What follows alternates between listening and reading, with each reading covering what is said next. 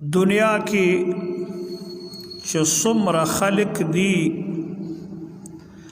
دا ټول د یو دین دعوګیر دي، هندوان دي که سیکان دي، یهود دي که نصوارا دي که مشرکان دي که دهریان دي، دی ټول یو که بت پرست دي،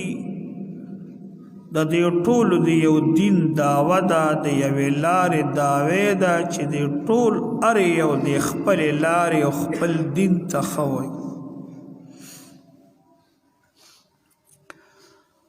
خو چې موجوده زمانه کې څومره دینونه روان دي د اسلام نه بغیر، د دې دینونو جوړونکي د انسانان دي. هندوانو دین چرته د الله نه نقل نه دی، د سیکانو د دین دا د الله نه نقل نه دی، د یهودیانو چې دا نن کم خود ساخته دین دی دا دین الله دوی ته نه دی رالیږلی، او د عیسیانو چې نن کم دین دی او دوی ورته وایي چې مونږ په حقه یو، دا دین دوی ته الله نه دی رالیږلی، دا دوی د خپل ځان نه جوړ کړي.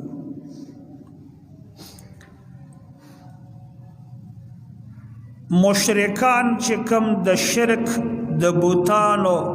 عقیدې لري، د عبادت او د هغوی ته د سجدې لګولو،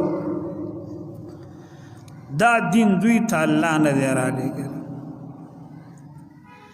دا ټول د ځان نه خود ساخته خبرې دي، د ځان نه جوړې کړي دي او دوی ورته نن منسوبوي چې دا حق. الحمدلله نن په دنیا کې امت مسلمه چې د کوم دین دعوه لري، دا دین نن ټول قرآن کې پروت دی او د نبی صلی الله علیه وسلم په صحیحو احادیثو کې زمونږ د دین نقشه مکمله پرته ده. دغه قرآن او دغه صحیح احادیثو کې زمونږ دین دا تر اوسه پورې مونږ ته محفوظ را روان دی او دا دین مونږ ته الله را لیږلی دی. او دې زمونږ په دین کې د مسلمانانو ګوتې وهل نشته، الله د تحریف نه بچ پاتې کړی دی. او دا کامیاب دین په دغه وجه دی چې د دې جوړونکی د دې بنا کوونکی هغه الله دی. بنده د ځان د پاره د کامیابی دین نشي جوړولی، دین به الله جوړوي. او دا زمونږ دین دنیا کې کامیاب دی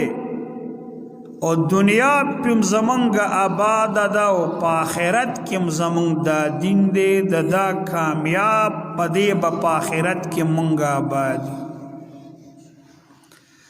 د مسلمان عزت پدې دین دی او د دې دین په مرګ ختمېدل نه کیږي. نه دنیا کې زمونږ د کامیابی ذریعه ده او په آخرت کې زمونږ د کامیابی ذریعه ده. قبر کې مونږ له د دې دین په عمل او په عقیده خوشحالي دل دي. د حشر په میدان کې زمونږه په پل صراط باندې د تګ وخت کې زمونږه او په جنت کې هم زمونږ. دویم رونو دا ده چې زمونږ دا دین سوړو کې دین نه دی چې یوازې د یو دوه درې خبرو نامې وي چې دا دوه درې خبرې دین دی. الحمدلله زمنګ دین چې د انسانیت د جون څومره اړخونه دي د دې ټولو اړخونو سره زمنګ د اسلام د دین تعلق دی او زمنګ د قرآن او د حدیث نب کې الحمدلله منګ ته د ژوند هره لاره صحیح په طریقه ښایي.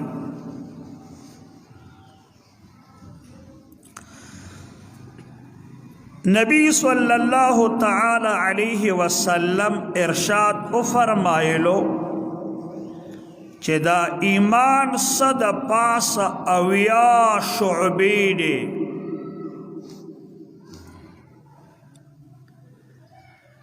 او محدثین حضرات وی چې دا اویا نبی کریم علیہ السلام خودی چې زمنګ دین صد پاس اویا شعبی دی.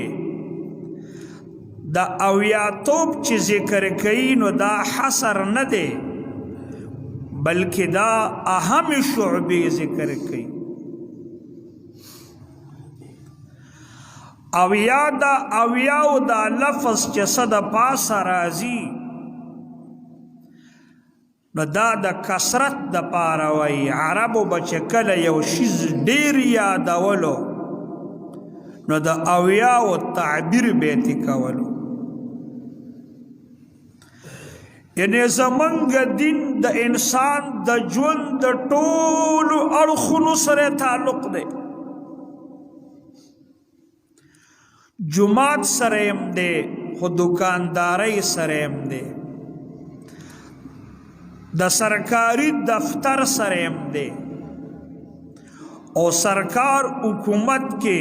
د نوکرۍ سره هم دی د بادشاہت سره دی د وزارت سره دی د زمینداری سره دی د تجارت سره دی د سفر سره دی د کلی کې حضر سره دی د باترون سره هم زمنګ د دین د مسلو دومره مهمه غوټې دي چې ته به حیران شي. نو چې یو دین دومره خوري چې د انسان د باترون ځای کې دننه موږ ته د دین مسلې په صحیح سند سره د خوږ پیغمبر محمد صلی الله علیه وسلم نه موږ ته نقل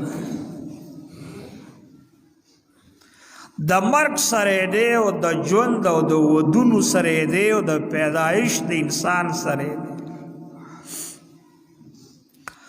او زمنګ په دې دین کې زمنګ ته خوږ پیغمبر وویل چې اعلی شعبب کې د څه شي ده.